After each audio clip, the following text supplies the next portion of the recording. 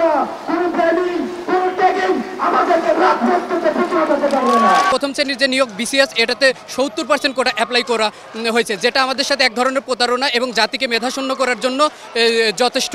এতগুলা নারী যেহেতু সামনে আছে বুঝতেই পারছেন, নারীরা কেউই নারী কোঠার পক্ষে নয়। যতক্ষণ পর্যন্ত আমাদের দাবি পূরণ হচ্ছে ততক্ষণ পর্যন্ত আন্দোলন চলবে।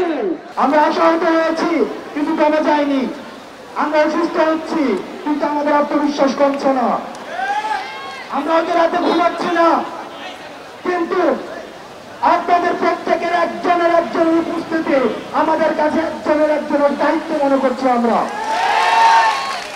সুতরাং আমরা যেহেতু দায়িত্ব নিয়েছি, আমরা স্পষ্ট করতে চাই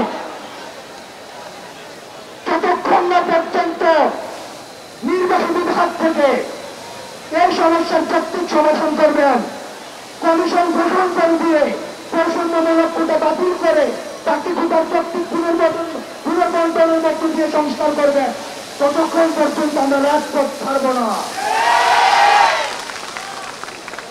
হামলা মামলা দমন পীড়নের যে সংস্কৃতি আমাদের দেশে রয়েছে, আমরা বিশ্বাস করতে চাই আমাদের প্রশাসনে যারা রয়েছেন, নির্বাহী বিভাগে যারা রয়েছেন, তারা এই কর্মমুখী শিক্ষার্থীদের কোন রাজনৈতিক চশমা দিয়ে আমাদেরকে দেখবেন না। নগদের কাছে সব গ্রাহকই প্রিয়, তাই তো সারা দেশে ক্যাশ আউট চার্জ সবচেয়ে কম।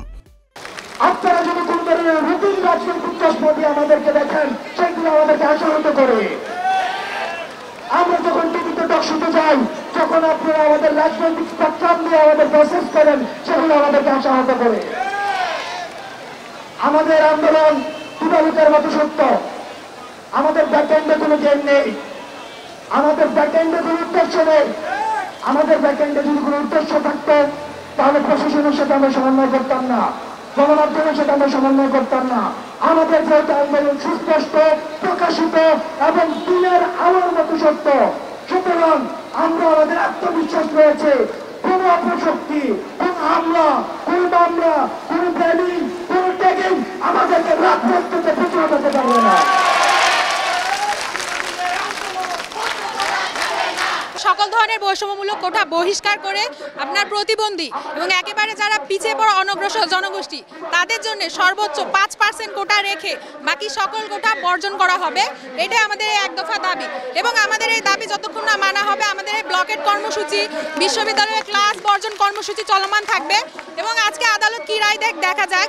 যদি রায় আমাদের পক্ষে হয় তাহলে আমাদের কর্মসূচি শেষ হয়ে যাবে, আর যদি আমাদের দাবা মেনে নেওয়া না হয় তাহলে আমাদের এই কর্মসূচি আরও বেগবান করা হবে। এই আন্দোলনটা আসলে আমাদের ভাতের আন্দোলন, যে কারণে এই কারণে ভাতের আন্দোলন যে দেখেন আপনি বিগত বছরগুলোতে যে বিসিএসগুলো বা প্রথম শ্রেণীর দ্বিতীয় শ্রেণীর যে নিয়োগগুলো হয়েছে, এগুলো প্রথম শ্রেণীর যে নিয়োগ বিসিএস এটাতে 70% কোটা অ্যাপ্লাই করা হয়েছে, যেটা আমাদের সাথে এক ধরনের প্রতারণা এবং জাতিকে মেধাশূন্য করার জন্য যথেষ্ট।